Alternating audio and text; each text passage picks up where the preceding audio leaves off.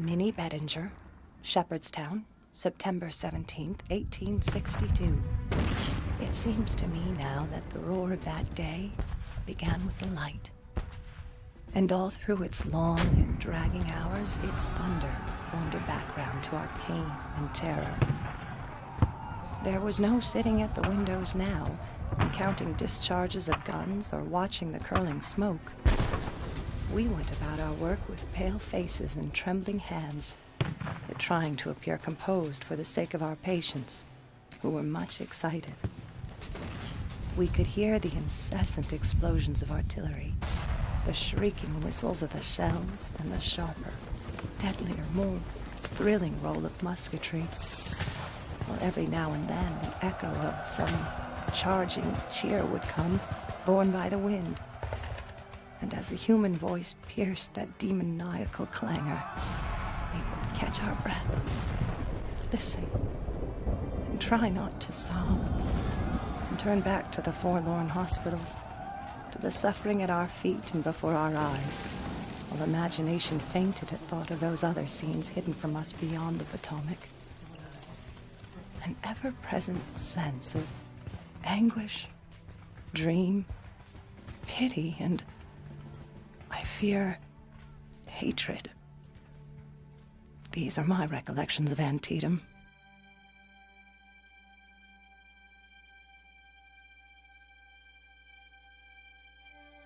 September 17, 1862, stands still today as the single bloodiest day in all of American history. Nearly twice as many Americans died in a single day at Sharpsburg, Maryland, as had fallen in the American Revolution, the War of 1812, the Mexican War, and the Spanish-American War combined. By comparison, American losses on the bloodiest day of World War II, D-Day, were a quarter of those at Antietam. This was a period in which many officers in the Union Army were saying that the rebels had won the war, they had proved their worthiness of independence, that their own men had not fought well, and that they might as well confess that they had lost the war. The Lincoln administration now, for the very first time in the war, is desperate. It must have a victory. The enemy has now invaded the North. We cannot fail. There cannot be another loss. Among the men, about 1 in 4 of the Union soldiers here are green, have not been in combat. Many of them are only a few weeks from home. Many of them are loading their weapons for the first time as they're going into battle. For Lincoln, the victory at Antietam was more than just an item on a political schedule. It had become a matter of almost religious commitment for him to link Antietam with the Emancipation Proclamation.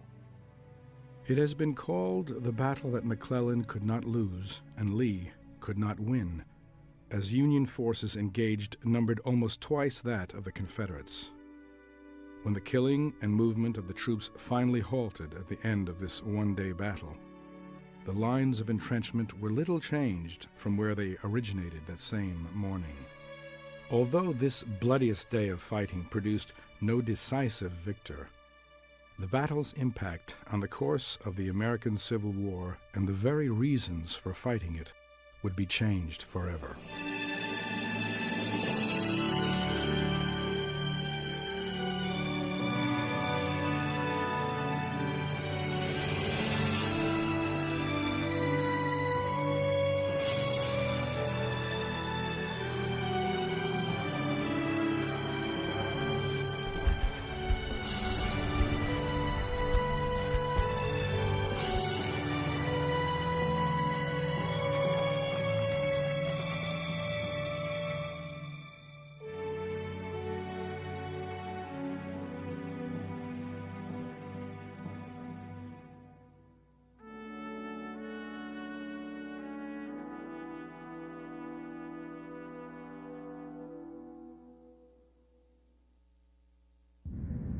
The second summer of the Civil War, in 1862, was proving much bloodier than the first. In early June, the Union Army, after reaching the gates of Richmond, was in humiliating retreat. Late in June, in a series of battles which would come to be called the 7 Days, A 55-year-old Confederate general in command less than 30 days further harassed and confounded the Federals. In early July, while the Union Army reeled back down the Virginia Peninsula, in Washington, Thomas T. Eckert, chief of the War Department's telegraph office, began to have a frequent visitor.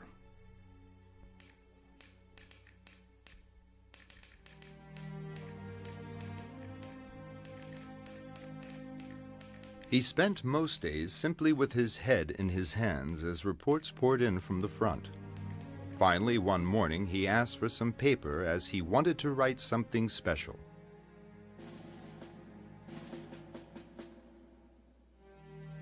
He would look out the window a while and put his pen to paper, but he did not write much at once. He would read over each day all the matter he had previously written and revise it, studying carefully each sentence. I became impressed with the idea that he was engaged upon something of great importance, but did not know what it was until he had finished the document.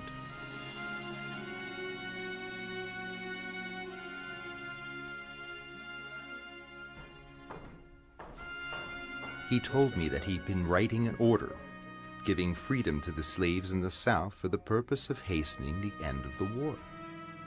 He said that he had been able to work at my desk more quietly and command his thoughts better than at the White House, where he was frequently interrupted.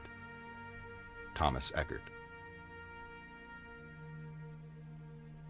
Abraham Lincoln, working quietly in the corner of the War Department's telegraph office, had just completed the first draft of what would become the Emancipation Proclamation. On July 22, 1862, he presented the draft to a startled cabinet. The idea of the Emancipation Proclamation was entirely Lincoln's own. It was his own, first of all, because, as he said to a newspaper journalist, and in fact to many others during his career, I have always hated slavery, and there's no reason to doubt that in Lincoln's life. The other reason we see that Lincoln is the author of the proclamation is that in July of 1862, when he comes into the cabinet to present this, he tells them, I have not submitted this document to ask whether we should do this. We are going to do this. But he does ask them for input about wording and about strategy. At that point, Secretary of State William Seward suggests that he pigeonhole the proclamation temporarily until there has been a major Union victory, because Seward argued it would not look like anything except a counsel of despair if the proclamation was issued while the Union armies were still reeling from defeat after defeat. So the table then does get set for the proclamation to be linked to a major Union victory, and Lincoln does agree to wait.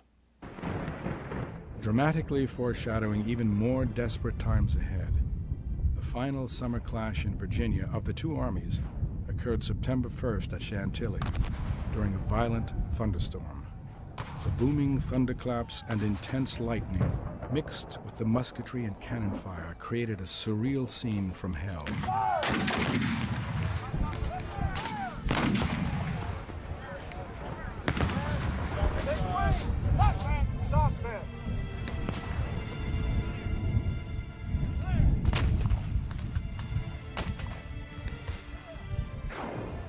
In a heroic rearguard action to prevent Stonewall Jackson from cutting off the Union Army's retreat towards Washington, General Philip Kearny, riding the confused lines, rode straight into Confederate forces. Refusing to surrender, he was instantly killed. Confederate General A.P. Hill, who was nearby, ran up to the body and exclaimed, "You've killed Phil Kearny. He deserved a better fate than to die in the mud." The mental and material condition of the Army of the Potomac and other Union armies in the late summer of 1862 was not good. Physically, many of them were exhausted from the Peninsula Campaign and from the transfer of the Army of the Potomac from the Peninsula to Alexandria and to Northern Virginia to reinforce John Pope's Army of Virginia, which was confronting the Confederates as they were moving north toward Washington. So I think the degree of demoralization in the Union Army in those early days of September 1862 was unprecedented in the whole war and perhaps unparalleled at any later time in the war. This was a period in which many officers in the Union Army were saying that the rebels had won the war, they had proved their worthiness of independence, that their own men had not fought well, and that they might as well confess that they had lost the war. The men are sick of war. They fight without an aim and without enthusiasm. They have no confidence in their leaders. Washington Roebling.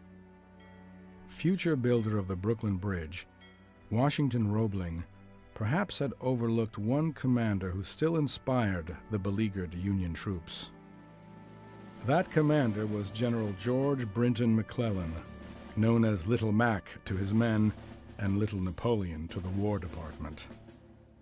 Graduating second in his class at West Point, it was said he could win every battle he ever fought if it was waged on paper. His arrogance towards fellow commanders was legendary. Lincoln believed McClellan doomed Union General John Pope's forces to defeat at Second Manassas by deliberately not sending timely reinforcements. General George B. McClellan was the most popular commander in all of the Union armies in 1862. It's sometimes hard to understand why that is the case, because while he had trained a superb army in the Army of the Potomac, he had created this fighting machine, he seemed to be afraid to commit it to battle for fear that he would break this finely tuned machine. So he was forever yielding the initiative to his opponent, Robert E. Lee, and fighting on the defensive against him. That had been the principal reason why he had failed in his Peninsula campaign in the spring and summer of 1862 to capture Richmond. And one of the reasons that Lincoln had decided to withdraw him from the Peninsula to use him to reinforce General John Pope's Army of Virginia for a campaign directly south from Washington against the Confederate Army of Northern Virginia. McClellan was resentful of this. He considered himself a much better general than Pope. He was sulking about being withdrawn from the Peninsula. He was very slow to reinforce Pope as he was confronting Lee. In fact, he even sent a dispatch to General Halleck, the General-in-Chief, and to Lincoln himself, saying that it might be the best course to leave Pope to get out of his scrape himself and to rally all of McClellan's troops to defend Washington after the expected defeat of Pope. There was a design, a purpose in breaking down Pope without regard to the consequences to the country. It is shocking to see and know this. Ironically, rumors were rampant in Washington that Abraham Lincoln had been contemplating replacing McClellan with none other than General Philip Kearny. Despite Lincoln's own feelings towards McClellan, now there appeared little other choice. Ambrose Burnside, who would later serve as McClellan's scapegoat at Antietam, had already turned the position down twice. On September 2nd, the day after Kearny's death, Lincoln called on McClellan to take command of Pope's Army of Virginia in addition to McClellan's own Army of the Potomac. McClellan has the army with him, and we must use the tools we have. There is no man who can lick these troops into shape half as well as he. If he can't fight himself, he excels in making others ready to fight. Lincoln did this against the advice of a majority of his cabinet, against the support of most of his own party, the Republican Party.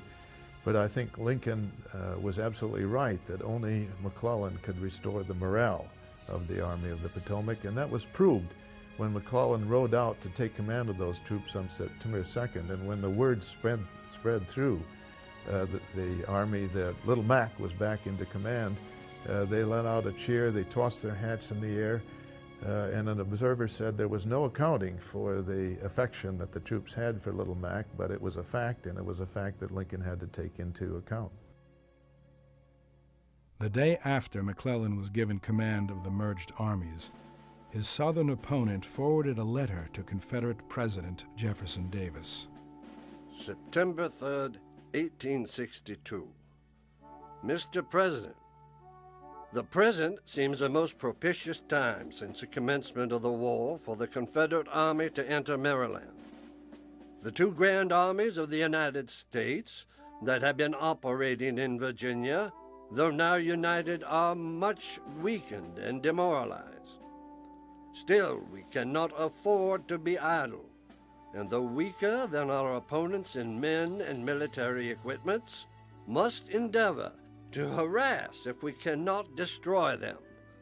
Robert E. Lee. Robert E. Lee, the fifth child born to Revolutionary War Commander Henry Lighthorse Harry Lee, graduated second in his class at West Point in 1829, exactly the same class rank and 17 years earlier than George McClellan. Respected on both sides of the conflict, Robert E. Lee was the only man offered both the command of the Union forces in April 1861 and subsequent command of the Confederate Army. Loyalty to Virginia came first, and that same April of 1861, upon Virginia's secession, he resigned his commission to the United States Army. General Scott, since my interview with you on the 18th instant, I have felt that I ought not longer retain my commission in the Army. I therefore tender my resignation, which I request that you will recommend for acceptance. I shall carry with me to the grave the most grateful recollections of your kind consideration, and your name and fame will always be dear to me. Save in the defense of my native state, I never again desire to draw my sword. As a result of General Joseph E. Johnston's wounding at the Battle of Fair Oaks, Lee assumed command of the Army of Northern Virginia on June 1, 1862. After learning that Lee had been appointed by Davis to command, McClellan forwarded a letter to President Lincoln. I prefer Lee to Johnston. The former is too cautious and weak under grave responsibility. Personally brave and energetic to a fault, he yet is wanting in moral firmness when pressed by heavy responsibility, and is likely to be timid and irresolute in action. Perhaps no commander in the entire Civil War had misjudged his opponents so thoroughly. Lee, the brilliant and bold military strategist, set out for Maryland without delay. On September 4th, the day after Lee sent his letter to Davis, the Army of Northern Virginia crossed the Potomac 40 miles north of Washington at White's Ford. The invasion of the North had begun. Upon entering Frederick, I was nearly overwhelmed and pulled to pieces. I was seldom more affected than by the scenes I saw yesterday and the reception I met with. Men, women, children crowded around us, weeping, shouting, and praying. General George McClellan. While George McClellan and the Union Army were gaining renewed strength from Maryland's outpouring of support, Lee's weary troops, worn down from 10 weeks of marching and battle fatigue, did not inspire the same affection. Their arrival was vividly described by a resident of Frederick to a Baltimore newspaper. I smelled the Confederate Army long before I saw it. I have never seen a mass of such filthy, strong-smelling men. They were the roughest of creatures I ever saw. Their features, hair, and clothing matted with dirt and filth. And the scratching they kept up gave warrant of vermin in abundance. With the unexpected cool reception to his advancing troops, Robert E. Lee, on September 8th, hoping diplomacy would calm fears and encourage Marylanders to rise up against the Federals, issued his Maryland Proclamation. To the people of Maryland, it is right that you should know the purpose that brought the Army under my command within the limits of your state. so far as that purpose concerns yourselves. The people of the Confederate States have long watched with the deepest sympathy the wrongs and outrages that have been inflicted upon the citizens of a Commonwealth allied to the states of the South.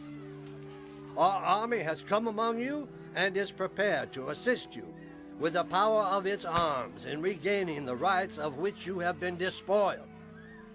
We know no enemies among you and will protect all of every opinion. Robert E. Lee, General, Commanding. September 13, 1862, dawned beautiful and warm at Frederick, Maryland. Summer was slowly slipping into fall, and 3 soldiers of the 27th Indiana, who had sought shade near a grassy slope, were about to hand George McClellan the military opportunity of his lifetime. Corporal Mitchell noticed a yellowish paper package lying on the grass. As it was passed over to me, 3 cigars fell out that we quickly passed round. Rolled around these cigars was a folded 2-page document which I began to read. As I read, each line became more and more interesting. I soon forgot those cigars. Sergeant John Bloss, 27th, Indiana. 3 days earlier, Robert E. Lee, while still at Frederick, had dictated Special Order Number 191, and of the 8 copies distributed, the one sent by Lee to General D.H. Hill never reached him. How this lost order fell into Union hands remains one of the most enduring mysteries of the Civil War. What the men of the 27th Indiana discovered was Lee's Maryland battle plan, ordering his Army of Northern Virginia to split into 2 task forces, the total of 5 elements. One force, under Stonewall Jackson, would converge on Harper's Ferry from 3 directions and lay siege, hoping to capture the garrison. A second force, led by General James Longstreet, accompanied by Lee, would march behind Jackson and concentrate at Boonesboro. Jackson would later rejoin Lee at Hagerstown and await the Federals. Once Lee's lost order was verified as authentic, McClellan declared to subordinates nearby, "Here is a paper with which, if I cannot whip Bobby Lee, I will be willing to go home."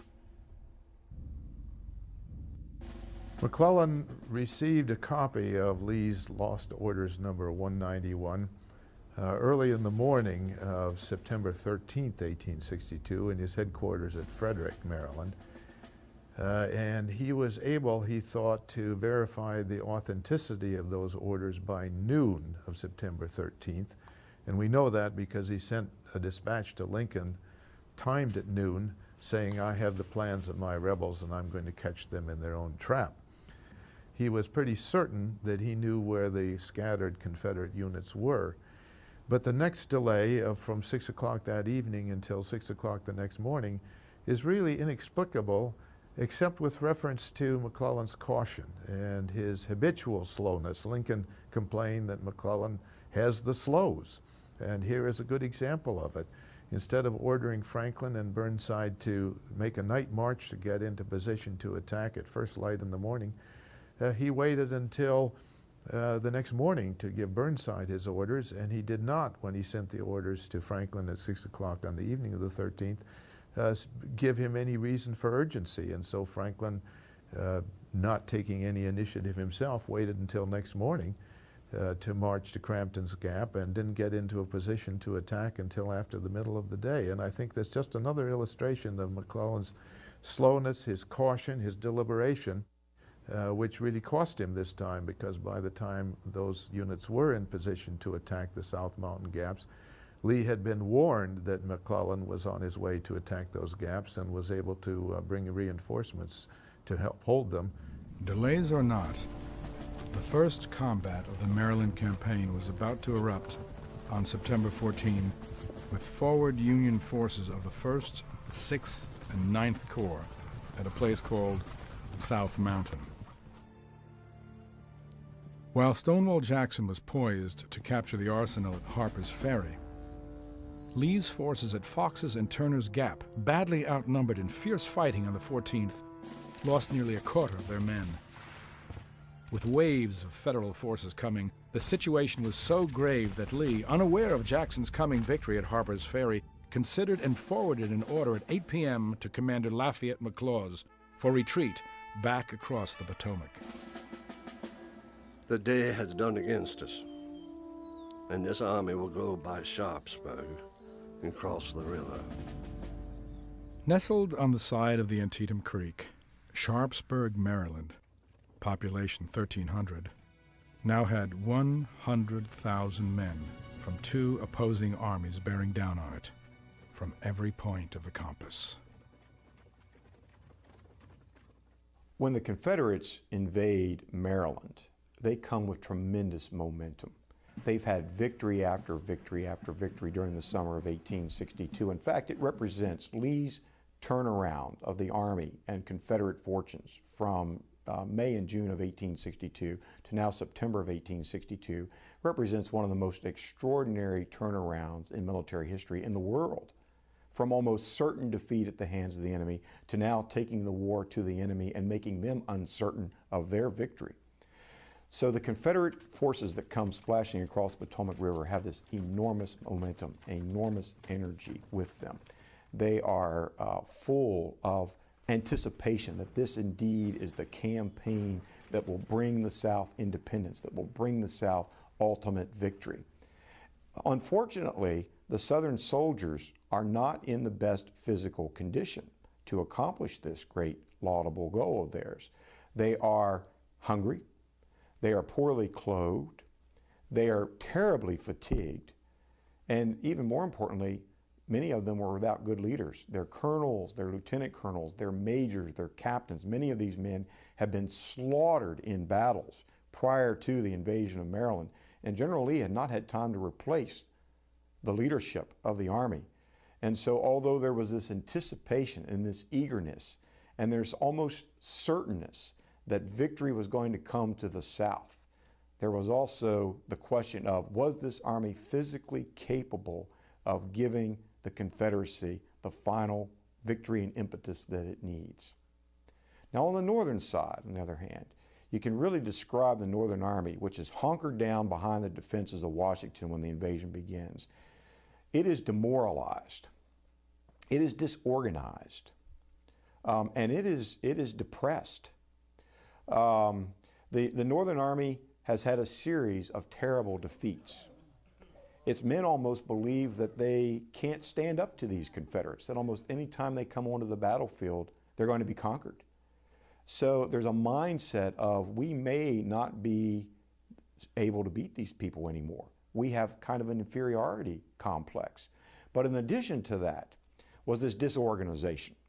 There were almost 150,000 Union soldiers in the environs of Washington without good order. They didn't even have a leader. They didn't even know who their general was going to be once the invasion began. And then there's this issue of desperation. The Lincoln administration now, for the very first time in the war, is desperate. It must have a victory. The enemy has now invaded the North. We cannot fail. There cannot be another loss.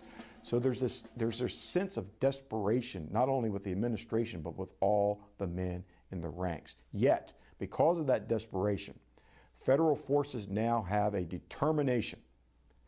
They have now gotten new vigor and new strength and new energy, and they are determined that they are going to defeat the foe, that they will meet the enemy in Maryland or in Pennsylvania. Regardless of where it is in the North, they will meet them and they will beat them. And that determination is going to give the Union soldier a discipline he has not shown before, a drive that he has not presented before, and a defiant attitude. How dare you come across the Potomac River and enter my territory? In the coming dawn, just hours away, the men of these two great armies would hurl everything in their arsenal against each other. The toughest battle yet to be fought by either side would become a 14-hour epic brawl of death and destruction that remains unequaled in the annals of American military history.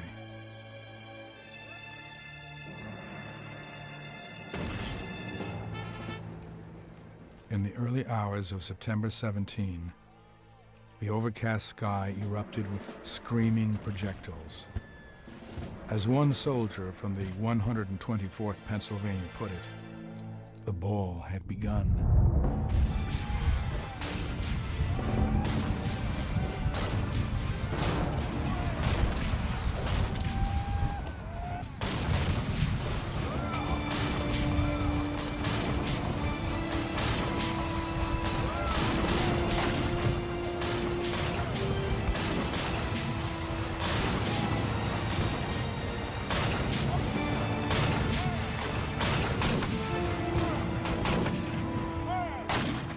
Screams and moans rent the air on both sides as the searing iron gouged tremendous holes in the unsuspecting ranks.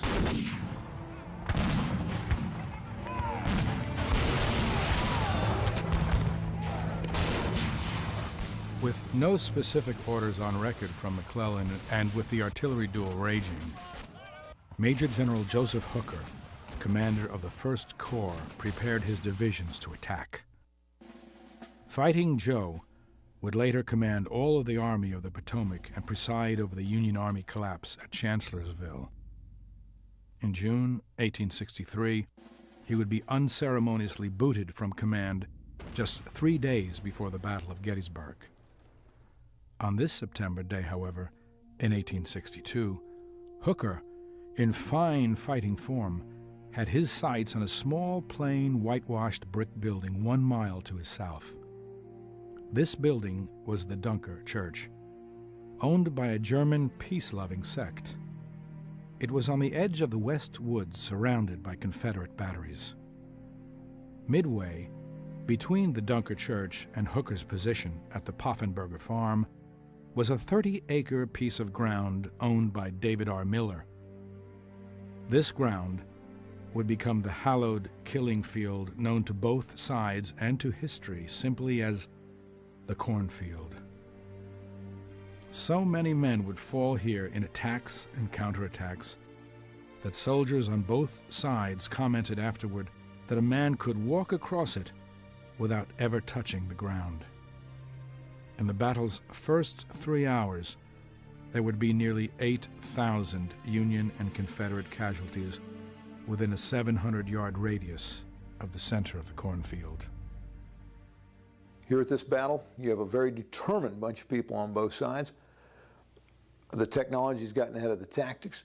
You have 1 in 4 who, on the Union side, who are green, have not been in combat. Many of them load their weapons the first time with real ammunition going into this battle. And they're only a few weeks from home. On the Confederate side, the vast majority of the men are veterans. The flower of Lee's army is here. And they are victors in 2 or 3 major battles before they get here. The morale is sky high. At 6 a.m., with the artillery roaring, Hooker's 3 divisions of 8,600 men stepped off to meet Jackson's 2 divisions of 7,700 strong. Among that Union force was a tough fighting Western Brigade which McClellan himself would christen the Iron Brigade for their performance in this battle. Leading the charge of these men of iron was a young Major Rufus Dawes. Dawes, whose son Charles would later go on to win the Nobel Peace Prize, journaled most of his wartime experiences. Amazingly, Major Dawes was never wounded, leading men into battle in over 62 days under fire.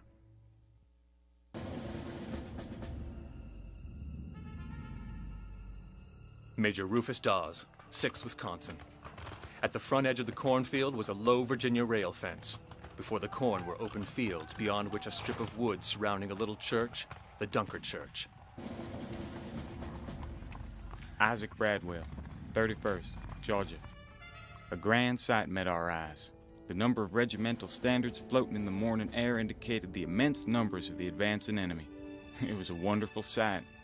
As we appeared at the edge of the corn, a long line of men in butternut and gray rose up from the ground. Simultaneously, the hostile battle lines opened a tremendous fire upon each other. Colonel Douglas had run from regiment to regiment, exhorting the men not to fire until the enemy reached the fence and began to get over it, to shoot low and make every bullet count. Men were knocked out of the ranks by dozens, but we jumped over the fence and pushed on, loading, firing, and shouting as we advanced.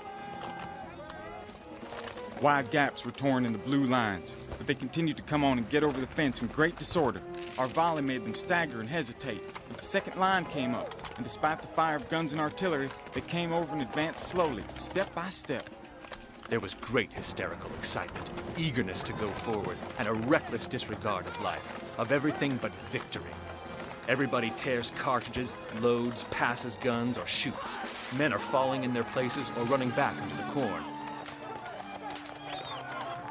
Their ranks reform and are beaten into shape for a new effort. And then the blue line comes into the open field again with their huzzahs. There's only a man every 10 feet or more to resist this last and greatest effort of the enemy. The soldier who is shooting is furious in his energy.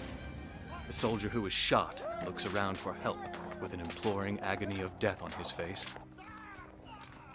Heavy federal reinforcements come forward in such numbers that our few numbers defending the position are beaten back, step by step to the reserve line.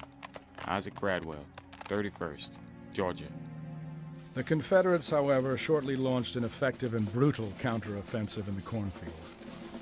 At 7 a.m., Stonewall Jackson called up his 3rd Division in reserve, which he had allowed to retire and cook breakfast. This division was commanded by 31-year-old stone-faced General John Bell Hood. His hungry division of 2,300 men hadn't eaten in 3 days. Just as we began to cook our rations near daylight, we were shelled and ordered into formation. I have never seen a more disgusted bunch of boys, and mad as hornets. Hood's angry, starving men formed a battle line nearly a half a mile wide and charged into the corn. It would be the most successful but costly Confederate counterattack that morning. Hood's 7 regiments were shot to pieces, suffering 64% casualties. When asked later that day where his command was, Hood simply responded, "Dead on the field." The fighting in 30-acre cornfield next to the Hagerstown Pike on the Confederate left was some of the bloodiest fighting of any 30 acres in the entire Civil War. Hooker first attacked along the western edge of that cornfield.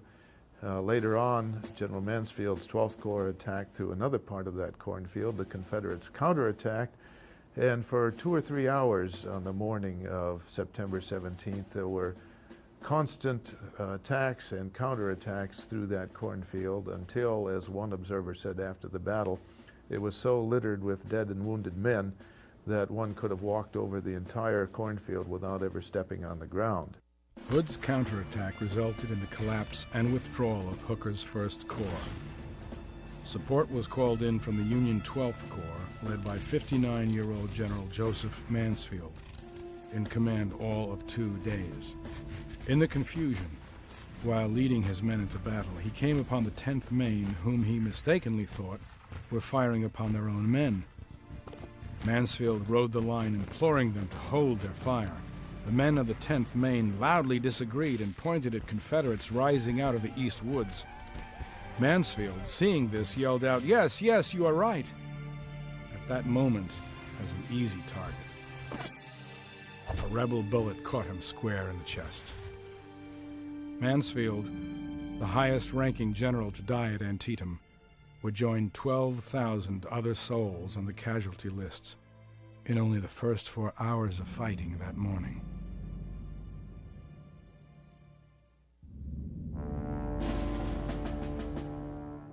From his headquarters at the Pry House, General McClellan directed Union forces in fits and starts, refusing to send reinforcements. True to his conservative nature, his strategy could best be described as a highly defensive offense. With a stream of conflicting dispatches coming from the front, McClellan thought it much too risky to press the attack with his reserves.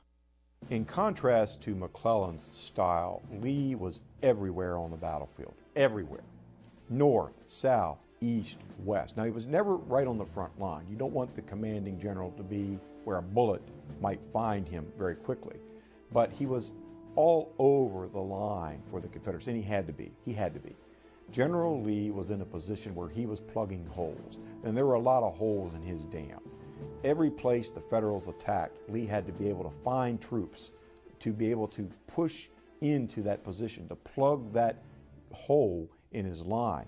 So Lee really was fighting this battle as a tactician, as a masterful tactician. He was placing his troops at every danger point, at every pressure point, and he was very successful. As an example, when the fighting became very intense on the northern end of the field, up in the vicinity of the West Woods, General Lee pulled troops from the southern end of the field, down in the vicinity of the Burnside Bridge, where it was still fairly quiet, and he moved those troops to the north, and they engaged in the West Woods, arrived just in the nick of time to help thwart the Union advance. That's just but one example. Lee did this time and time again that day, and he did it as a man who was in great pain. Both of his hands had been badly injured in a fall, a spill that he had taken from a horse. Both of his hands were splinted, and he couldn't even write. He couldn't even hold on to the reins of traveler very well. And so as he's moving across the battlefield, trying to go from one position to another very quickly, rapidly, and forced to ride, it was difficult, it was painful.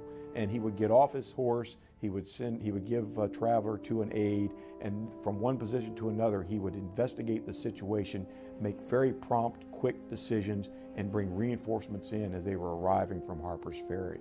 General Lee also had his head cocked that day from one direction to another because he constantly had one eye on the enemy, but his other eye was on Harper's Ferry.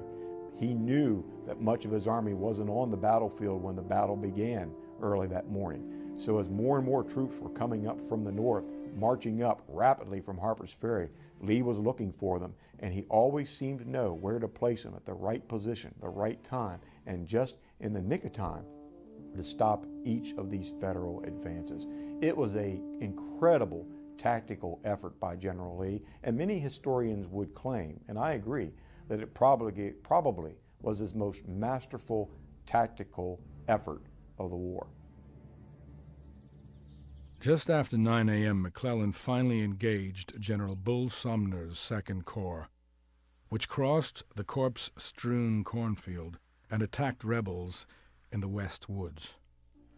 With no direct orders, two of Sumner's divisions obliqued to the south into a gently sloping, wide, open pasture. This second battlefront, which provided absolutely no cover at all for the advancing Union troops, was the center of General Lee's line. It was commanded by Confederate General James Longstreet. Lee's old warhorse would eventually direct all his staff officers into this engagement while calmly holding the reins of their horses. Inspiring his men with his confident demeanor, Longstreet revealed the desperation of the situation in a battlefield dispatch. "I'm sending you the guns, dear General Pryor. This is a hard fight, and we had best all die than lose it." E.P. Alexander, the ordnance officer on General Longstreet's staff, wrote after the war that the end of the Confederacy was in sight. It was that desperate of a moment. General Longstreet has some of his staff officers dismount, fall in on an abandoned artillery piece, and start firing. He's holding their horses, giving directions. So you've got a senior general doing the job of an artillery sergeant, a bunch of majors doing the work of artillery privates. General Hill picks up a musket off the field, rallies 150 men and counterattacks. A division commander doing the job of a company commander. In the battle overall, the Union has about 300 cannon, the Confederacy about 250. The Union guns, not only are there more of them, they're also bigger, better, longer range, more accurate, more rifled pieces. But the Confederates make up for this by a better tactical organization and by more aggressive use of what they have available. A New York officer writing home to his wife after the battle said, "To understand the noise of the battle, visualize all the buildings in Broadway falling into the street at one time." 5,600 men would fall at this second battlefront in an appalling and costly standoff. This soon-to-be blood-stained field was intersected by an old wagon road. This sunken road would forever after be christened Bloody Lane.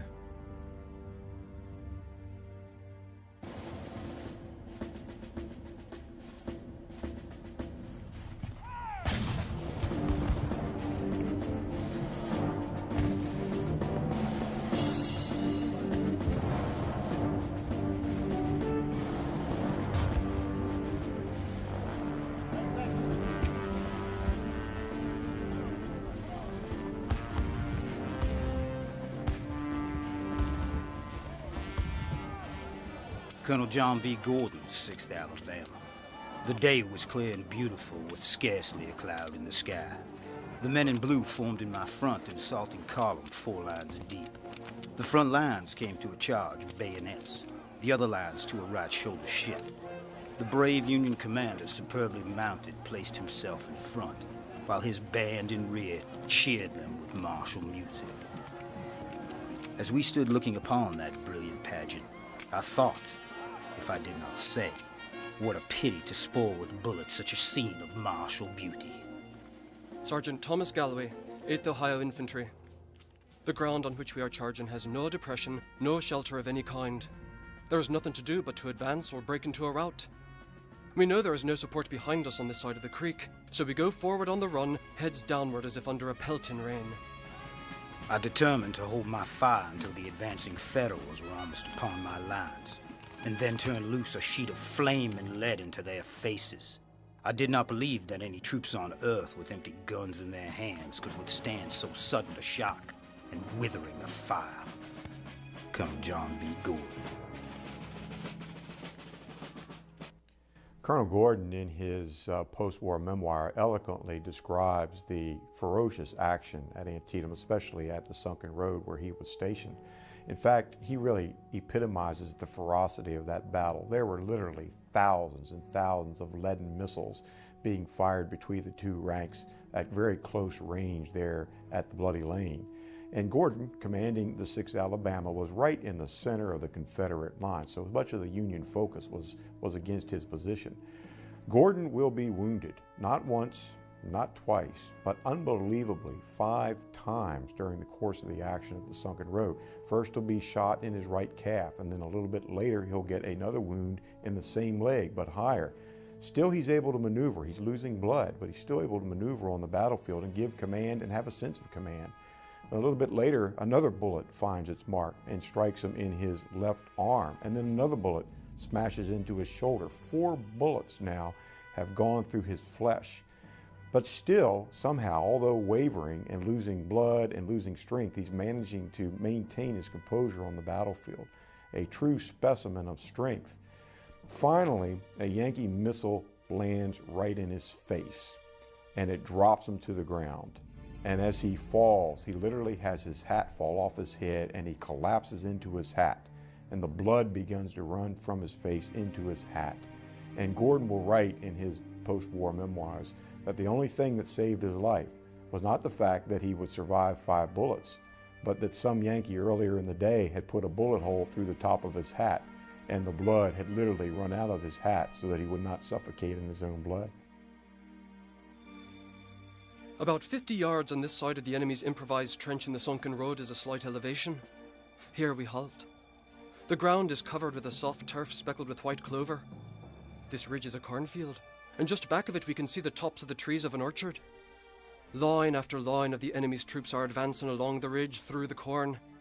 They come up opposite us and sink out of sight in the sunken lane. It is a mystery that so many men could crowd into so small a space.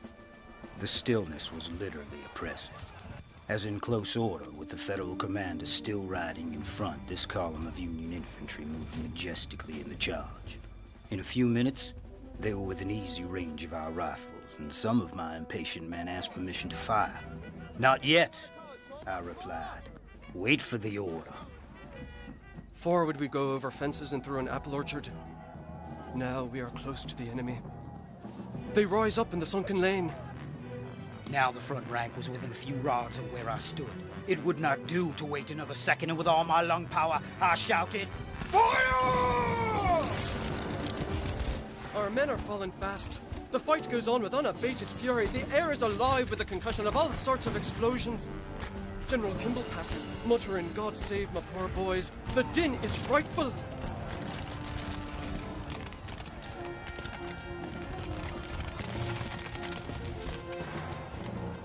Alas, no words can depict the horrors of a great battle as they appear to men unaccustomed to them. What we see now looks to us like systematic killing. Sergeant Thomas Galloway, 8th Ohio Infantry. With overwhelming numbers of Federal troops advancing down the slope, the center of the Confederate line weakened and the Federals broke through.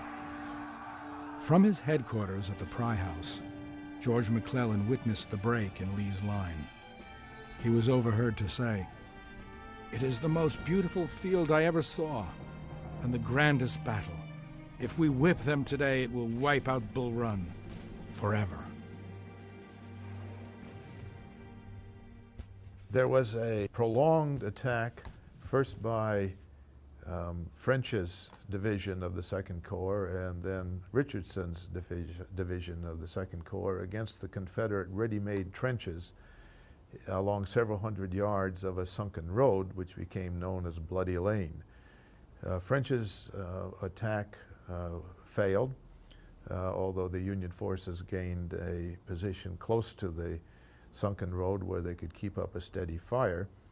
Then the Irish brigade of Richardson's division attacked. They were pushed back after heavy losses, but maintained a foothold fairly close.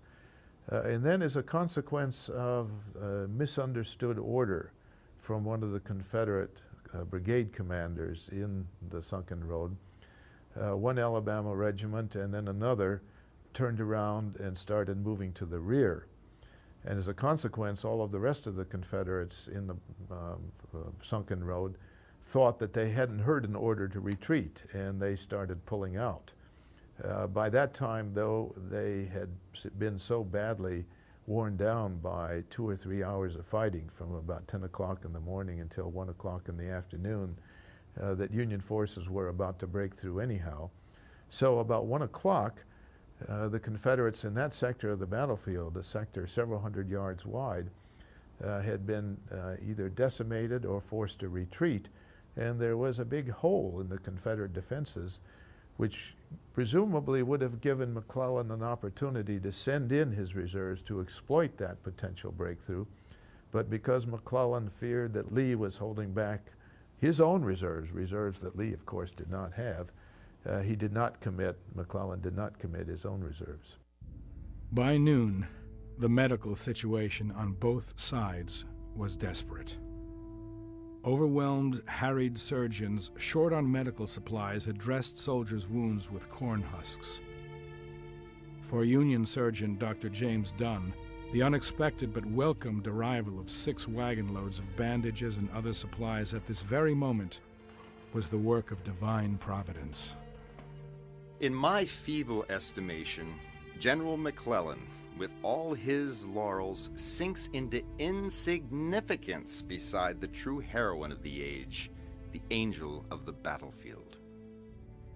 At the Battle of Antietam, Clara Barton followed the artillery into action. She was in the northern part of the field in the 1st and 12th Corps area. She is not a nurse. She does not administer a hospital, but rather, in modern terms, she is a medical logistician.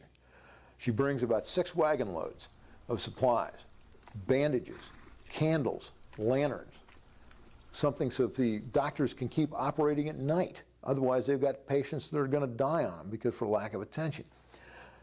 She brings stimulants, which means wine in this case, and that's packed not in sawdust, but in cornmeal, so she can make soft hospital gruel to feed the wounded. It's a very efficient operation, and the medical teams here are desperate. They have run out of bandages. They're using corn husks. They're running out of light. They're going to have people die on them, and she solves the problem. About 1 p.m., an eerie silence fell over the battlefield as exhausted commands on both sides paused to regain their strength. During this time, General Lee surveyed the lines, encouraging on his worn-out men. During the battle, one of the principal artillery units at Sharpsburg was the Rockbridge Artillery. And Robert E. Lee II, Rob Lee, was serving as a cannoneer in that battery. In fact, he was number one. He usually was the man who was actually ramming the charge down the throat of the cannon barrel. Well, they had had a terrible morning. Antietam was known as artillery hell, and the Union artillery had created tremendous havoc for the Confederates as they were fighting in the vicinity of the West Woods and the Dunker Church. They had lost, the Rockbridge Artillery had lost 3 of its guns. Many of its horses had been killed. Many of its men either killed or badly wounded. Rob Lee, still surviving, with portions of the rest of the artillery company, would move to the rear to refit. As they were moving to the rear, they came upon General Lee and members of his staff on a knoll near the West Woods. And so, not knowing what to do, the captain of the artillery came over to Lee and asked, where should we be assigned? And Rob walked over with them. So while they were discussing the assignment, Rob looked at his father, looked him in the eyes. Lee didn't recognize him. He didn't recognize his own son. He was begrimed in dirt and filth, covered with the smudges of blackened artillery, covered with sweat and blood, and the general didn't know his own son. Finally, General Lee recognizes that it's his son. And he and young Rob begin to exchange pleasantries. Basically, the general's saying, I'm so glad you're still here, you're still alive, congratulations for surviving this Holocaust. And at that point, the captain, who has been given orders by Lee, comes back, and young Rob says to his father, General, are you going to put us back in again? And General Lee responds, yes, my son, we all must do what we can to drive these people back. During this break in the fighting at 1:20 p.m., George McClellan, ever cautious but colorful, reported the status of the battle back to Washington. We are in the midst of the most terrible battle of the war, perhaps of history. Thus far it looks well, but I have great odds against me. Our loss has been terrific, but I have gained much ground. McClellan had gained ground, but the battle was only half over, and the toll in human life was almost incomprehensible. In the previous 7 hours of battle, 18,500 men from both North and South were dead, wounded, or missing on the field. Nearly 1 in 3 of the 60,000 engaged in the cornfield, West and East Woods, and the sunken road were casualties. In the waning hours of that grim September afternoon, 5,000 more men would fall in 7 more hours of combat. That's 1 man getting hit every 5 seconds. We have a scene in the director's cut of Gods and Generals, which the world hasn't seen yet, where it's the evening of the Battle of Antietam, and like everything else in Gods and Generals, it's an event that really happened.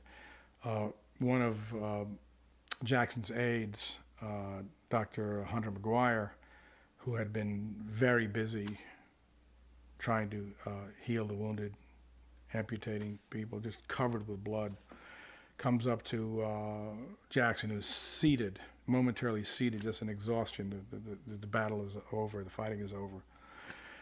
And he brings Jackson some peaches that had been given to Dr. McGuire by a local resident for Jackson. And as we know, Jackson loved his fruit, his citrus fruit, and his fruit in general.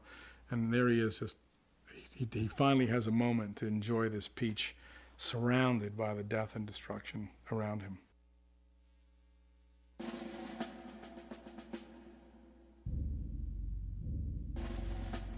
During the opening moments of the struggle at the sunken road, George McClellan collared one of his couriers with a message for the commanding general of the 9th Corps, stationed in the woods on the western edge of Antietam Creek.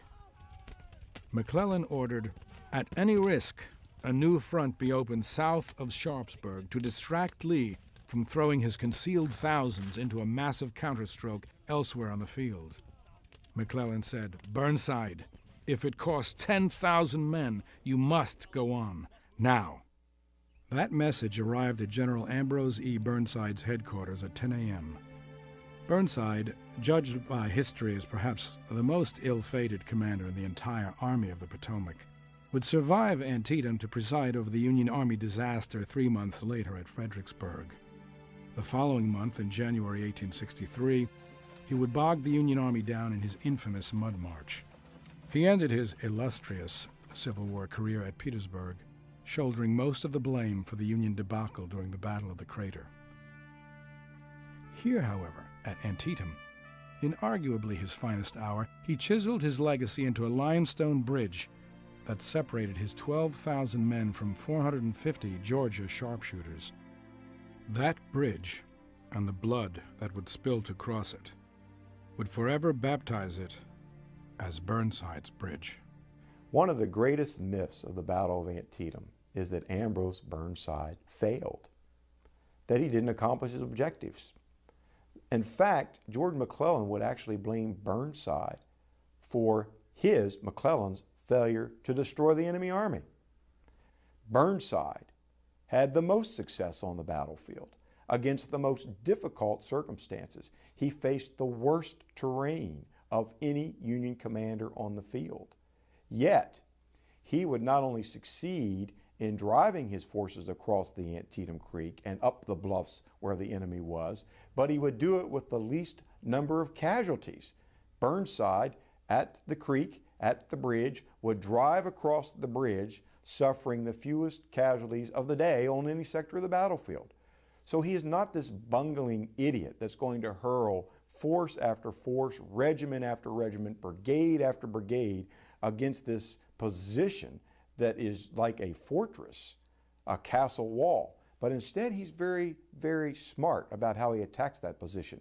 He's going to send one entire division flanking the Confederates who are holding that position. In the meantime, he sends a brigade above the bridge to take their attention away. And when he finally does make the assault, the flanking column is actually to the rear of the Confederates, not only to the point of distracting them, but to the point of dislodging them. So when the final assault is made, Confederate resistance, although still there, will become lighter and lighter and lighter, and Burnside will carry that bridge with, again, the fewest casualties of the day of any Union force on the field. Suddenly a stir beginning far up on the right and running like a wave along the line brought the regiment to its feet. A silence fell on everyone at once, for each felt that the ominous now had come. The truth is, when bullets are whacking against tree trunks and solid shot are cracking skulls like eggshells, the consuming passion in the breast of the average man is to get out of the way. Between the physical fear of going forward and the moral fear of going back, there is a predicament of exceptional awkwardness from which a hidden hole in the ground would be a wonderfully welcome outlet. Private David Thompson, 9th New York Infantry. After 3 hard-fought hours, it was Brigadier General Edward Ferraro's turn to advance and cross the bridge. He decided on a 2-regiment front. The 51st New York and the 51st Pennsylvania fell in line. The 51st Pennsylvania, a hard case outfit which had their whiskey rations taken away days earlier for misconduct, was seeking some incentive.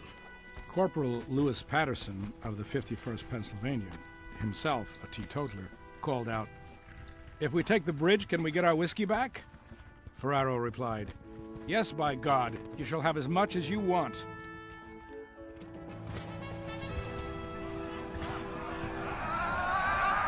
General Lee had earlier pulled most of his infantry away from this area to reinforce other units. The two 51st regiments had crossed 300 yards of open ground under heavy fire when they noticed the musketry slackening and the Confederate defenders peeling away. Acting quickly to exploit the situation, they rushed the bridge. A wave of voices rose up behind them, cheering them on as they sprinted over the bodies of their wounded and dying comrades and crossed the bridge.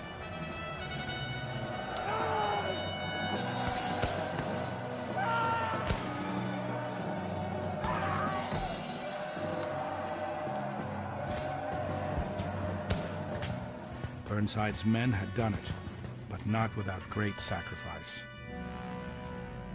To further emphasize the victory of Burnside, he was the only Union commander on the field that day who was ordered to take a specific position, i.e. the bridge, and to achieve that position, to take it. Other Union forces attacked positions, but never succeeded in clearing out the rebels completely of any position that they were ordered to assault. Burnside took the position, succeeded admirably, and was the only Union general to follow to the letter McClellan's orders. And McClellan later said that he would have won a more decisive victory at Antietam had Burnside not been so slow. Some historians think that Burnside in fact acted as promptly as he could, had deployed his troops in a successful way, and had gotten across the stream. After 1 o'clock, he brought everybody else across the stream. He had 4 divisions in his rather large 9th Corps. Got them deployed and attacked starting about 3 o'clock in the afternoon against the Confederate defenses in that part of the battlefield. And again, there appeared to be an opportunity to exploit the success that about 4 o'clock or 4:30 in the afternoon Burnside's attack was having. But once again, McClellan held back because he feared those phantom reserves that Lee had, and feared that if he committed his own reserves, Lee would commit his in a counterattack that might sweep Burnside and McClellan's reserves before him. So for the second time that day, McClellan neglected, refused to send in his reserves despite Burnside's plea for reserves, and despite McClellan's earlier promise that he would commit support to reinforce Burnside's attack. Burnside's superior numbers forced the Confederates back against the town of Sharpsburg. The general was aiming to capture the road south of town, the Harper's Ferry Road, which was Lee's only escape route remaining to retreat across the Potomac. Lee's Army of Northern Virginia literally had its back up against the wall, surrounded on almost all sides by Federal forces. Robert E. Lee, after nearly 10 hours of fighting, was facing certain capture and the complete destruction of his army.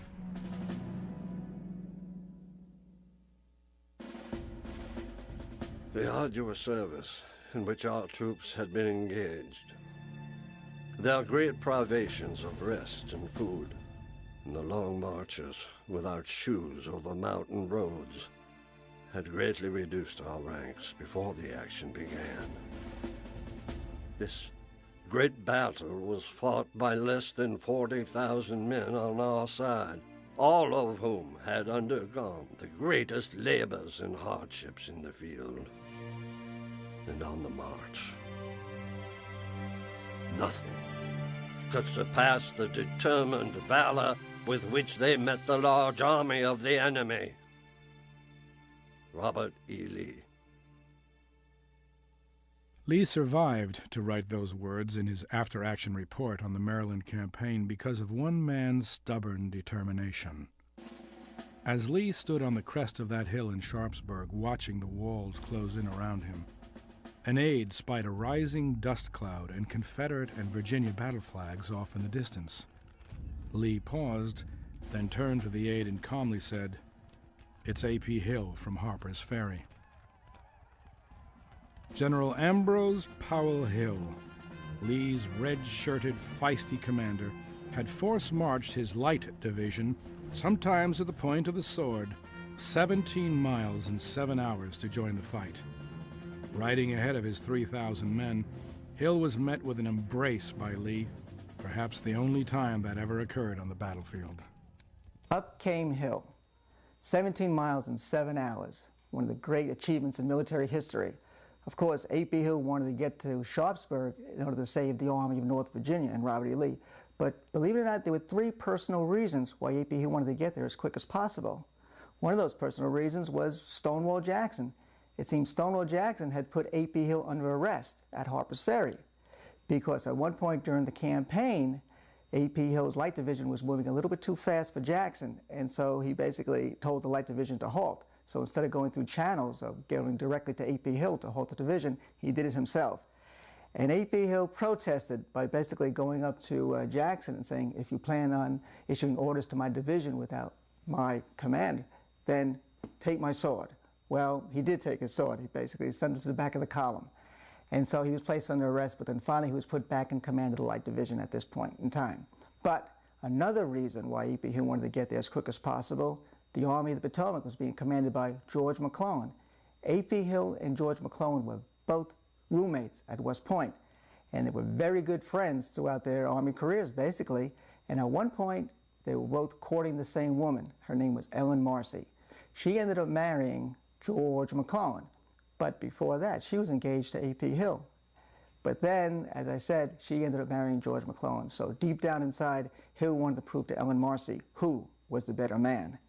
And that other personal reason, this goes to Ambrose Burnside. Burnside and Hill were also very good friends at West Point. And in the regular Army, they were very good friends. Matter of fact, Burnside borrowed $8,000 from A.P. Hill. Then the Civil War began, and he never paid him back. So that was another personal reason why A.P. Hill wanted to get to Sharpsburg and make Burnside pay that $8,000 loan. After 12 cataclysmic hours, the battle was over. Robert E. Lee, it said, never forgot the man who saved his army of Northern Virginia from absolute destruction. Legend has it, Lee called out from his deathbed in 1870, "Tell A.P. Hill he must come up." Shortly after the battle was over, Burnside and the Union 9th Corps was transferred much closer to the Potomac River, principally to serve as guards against other Confederate incursions back into Maryland. Burnside made his headquarters in what was known as the Raleigh Showman House, a very nice estate home located less than a half a mile from the mouth of the Antietam Creek at the Potomac River. And here in early October, the President of the United States, who had come to visit with General McClellan, not only to thank the Army, but also to encourage McClellan to move forward and commence a new campaign against the defeated rebels. The President would come here to meet with Burnside as well, to hear Burnside's impressions of the battle and also to learn about what Burnside thought should be the future of the Army. And so that meeting occurred here in this house, and it occurred on October the 2nd, 1862. Here in the Raleigh Showman home. The victory at Antietam, which forced Lee to retreat to Virginia without his objectives achieved in Maryland, followed 3 weeks later by a victory in Kentucky at the Battle of Perryville, which forced Braxton Bragg to retreat to Tennessee, turned the war around, at least for the time being, militarily, and really, I think, frustrated the Confederacy's supreme military effort to conquer a peace by winning victories on Union soil. Secondly, the northern congressional elections were scheduled for the fall of 1862, and one of Lee's objectives in invading Maryland was to influence those elections, to encourage the Peace Democrats, the so-called Copperheads, who argued that the Union could never be cobbled together again by force, that there should be some kind of peace negotiations to bring this war to an end, which of course would have favored Confederate independence, because it would have been peace negotiations between two nations, a Confederate nation and a Union nation, two nations being treated as equals. And I'm convinced that if Lee's invasion of Maryland had been successful, if he had won at Antietam or somewhere else, if a battle had taken place elsewhere, that the Democrats would have gained control of the House of Representatives in those fall elections of 1862, and that would have so discredited the Lincoln administration's war policies that Lincoln might well have been forced by political necessity to carry forward some kind of negotiations with the Confederacy. But Lee's retreat to Virginia made it possible for the North to claim victory, and the Republicans did maintain a reduced but nevertheless comfortable majority in the House of Representatives in those congressional elections. Third, the British and French were on the verge of offering to mediate an end to this conflict on the basis of Confederate independence. And if Lee's invasion had succeeded, they would have made such an offer. The North, the Lincoln administration, probably would have turned them down, If that had happened, the British and the French, and they were sure to be followed by other European nations, would have recognized the Confederacy, would have offered diplomatic recognition of the Confederacy as an independent nation, and the moral impact of that might have been huge. But when Lee was forced to retreat to Virginia, the British government backed off. Prime Minister Palmerston said the situation had changed and the British should hold off and longer and see what should develop in the future course of the war. In retrospect, that turned out to be the Confederacy's best chance to win foreign diplomatic recognition and all of the possibilities that might have followed from that. Never again did the Confederacy come so close to European diplomatic recognition and possibly support as they had done before the Battle of Antietam in September 1862. Few souls left standing, peering out upon the misery of the blood-stained battlefield of Antietam, could have imagined that the very course of the American Civil War had been altered. No longer would it remain just a war to reform a union. That former nation had ceased to exist. Now the war would take on a greater, some would say nobler purpose. It would become a struggle to set men free. The victory at Antietam was critically linked to the Emancipation Proclamation, and in two ways. One is that the victory at Antietam, although it was not the most perfect victory the Union Army has ever won in the Civil War, was still enough to fulfill Secretary Seward's recommendation to Lincoln that he wait on the proclamation to issue it until there had been a victory that really looked like Lincoln would be dealing from strength with emancipation. But there's another thing which is much more private that is connected to Antietam, and that is Lincoln's vow.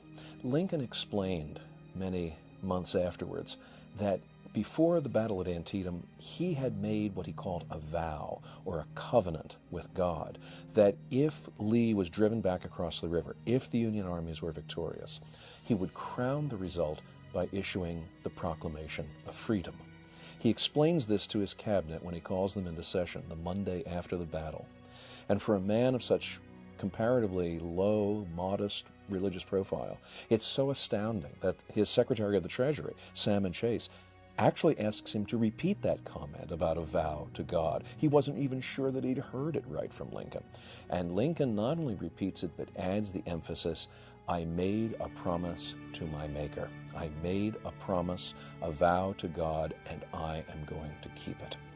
So Antietam is a trigger for Lincoln, not only in terms of fulfilling the scheduling Secretary Seward had in mind, it's also bound up with Lincoln's own personal covenant with God. As a blood-red sun signaled the end of America's most horrific day of carnage, in the twilight fields and meadows of Sharpsburg, Maryland, lay countless wounded and dying men. These soldiers from both sides found little comfort in their last moments, as the roar of battle had given way to the echoing cries of thousands of fellow wounded and dying men. For most, their Civil War journey had reached its end. Many more would join their ranks in the terrible battles to come. Fredericksburg,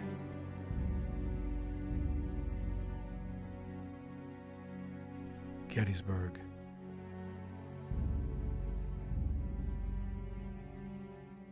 Petersburg,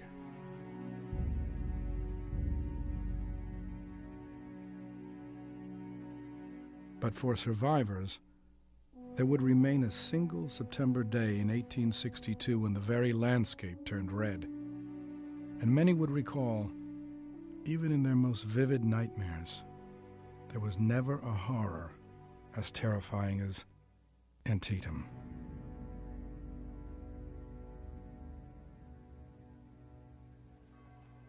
One month after the battle, at the corner of Broadway and 10th, a simple placard appeared on the door of Matthew Brady's New York gallery. It read, "The Dead of Antietam." For the very first time, Americans would view images of death on the battlefield. As hundreds of gallery visitors silently shuffled past the photographs, a writer for the New York Times eloquently spoke of the emptiness left behind. New York Times, October 20th, 1862. The living that throng Broadway care little, perhaps, for the dead at Antietam. But we fancy they would jostle less carelessly down the great thoroughfare, saunter less at their ease, were a few dripping bodies fresh from the field laid along the pavement. The dead of the battlefield come up to us very rarely, even in dreams. We see the list in the morning paper at breakfast, but dismiss its recollection with the coffee. Mr. Brady has done something to bring home to us the terrible reality and earnestness of war.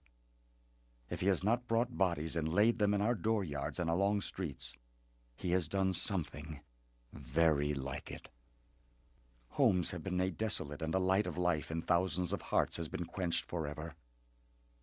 All of this desolation, imagination must paint, for broken hearts cannot be photographed. People now understood the meaning of the vacant chair. They now saw that the war was not endless statistics. It was not meaningless names that appeared in the newspapers, but now the war was human. Those photographs did more to personalize the American Civil War than anything had prior to that and anything that would come after that. As a historian, I've done hundreds and hundreds of tours at Antietam for over a 30-year period. And for years, I would tell people about the horrendous number of casualties and how horrific the battle was there and how intense the combat was. And I would even use the analogy to D-Day that there were 4 times more casualties at Sharpsburg in 12 hours of fighting than American forces suffered against the Germans when we hit the beaches in Normandy on June the 6th, 1944. But still, it just didn't have the impact. Even on me, I just couldn't comprehend 23,000 casualties. It was impossible for me to visualize. And then came the luminaries. And the first year they did the luminaries, and I wasn't there as a guest, I was just there as a tourist. About 11:30 that night, I drove through the battlefield with my lights dimmed, and I saw candle after candle after candle, dozens of them, and then hundreds of them, and then thousands of them, and more thousands of them.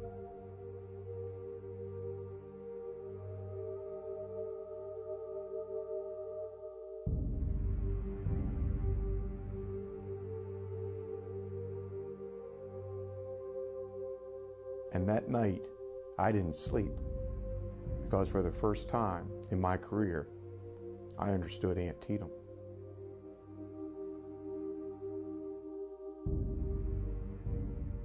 Each candle represents a person. It's a father, a son, a brother, an uncle, a cousin, a nephew. They're people. Each one of those little lights is a heart flickering in the darkness. And Antietam snuffed the light of those people.